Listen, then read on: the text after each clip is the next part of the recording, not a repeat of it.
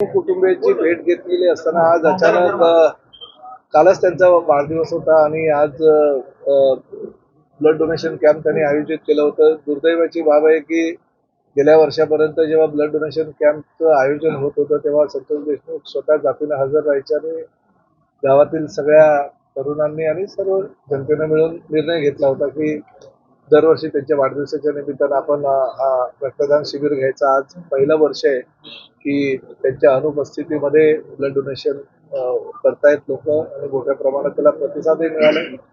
प्रामुख्याने येण्याचं कारण असं की संतोष देशमुखांच्या झालेल्या हत्येनंतर बरेच लोकप्रतिनिधी, बरेच पक्षाचे नेते मंडळी येऊन गेले होते. मला येता आलं नव्हतं, परंतु ज्या दिवशी संतोष देशमुखांची कन्या वैभवी तिचं मी रिझल्ट बघितला आणि मला खरोखर एक बाप म्हणून आनंद ह्या गोष्टीचा झाला की मला सुद्धा असं वाटलं की ती मुलगी बिचारी घरामध्ये अशी परिस्थिती असताना सुद्धा वडिलांचं छत्र हरवलेलं असताना सुद्धा अभ्यास तिने केला. त्याच कालावधीमध्ये ती दुर्घटना घडली होती आणि एवढा चांगला अभ्यास करून 85% अधिक गुण त्या मुलीला मिळाले. त्यामुळे खरं तर वैभवचं कौतुक करायला आलं होतं. आज ह्या गावामध्ये गेल्या 6 महिन्यापासून शोककळा आहे.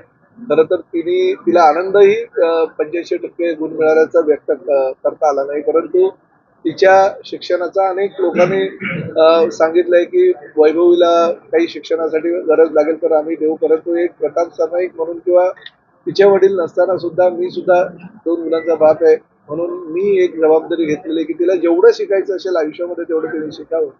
तिचा जो काही खर्च असेल शिक्षणाचा तो मी उचलायला तयार आहे असं आश्वासन त्यांना दिलं आणि तिचं कौतुक करायला मी आलो. कारण शेवटी मुलगी म्हटल्यानंतर किंवा मुलगा म्हटल्यानंतर त्याने केलेल्या चांगल्या कामाचं कौतुक वरिष्ठांनी, आई वडिलांच्या दर्जा असलेल्यांनी करणं गरजेचं आहे. त्यामुळे मी तिचं कौतुक केलं, तिला भावी तिच्या शिक्षणासाठी शुभेच्छा दिल्या आणि एक तिचं आता पुढचं काम सगळं नवीन टेक्नॉलॉजी आहे त्यामुळे लॅपटॉपवरच तिचं पुढचं काम होईल. त्यामुळे सुरुवात त्या लॅपटॉपपासून करा अशी तिला शुभेच्छा दिल्या आणि भविष्यामध्ये सुद्धा एकनाथ शिंदे साहेबांचं तर विशेष देशमुख कुटुंबियांवर प्रेम आहे. सातत्यानं ते त्या कुटुंबियाशी चर्चा करत असतात. त्यांच्या ज्या काही गोष्टी आहेत त्या ऐकत असतात आणि त्या माध्यमातून त्यांनी आश्वासन जे दिलेलं आहे, आश्वासन शिंदे साहेब जे देतात ते वचन असतं. त्यामुळे त्या सगळ्या वचनांची पूर्तता आमचे नेते म्हणून आणि त्यांचे सहकारी आम्ही आहोत म्हणून ज्या काही पूर्तता करायच्या त्या पूर्तता करू आणि पुढल्या काही दिवसातच आम्ही एकनाथ शिंदे साहेबांसोबत परत एकदा सगळे आम्ही सहकारी त्यांना संतोष देशमुखांच्या कुटुंबियांना भेटायला येऊ.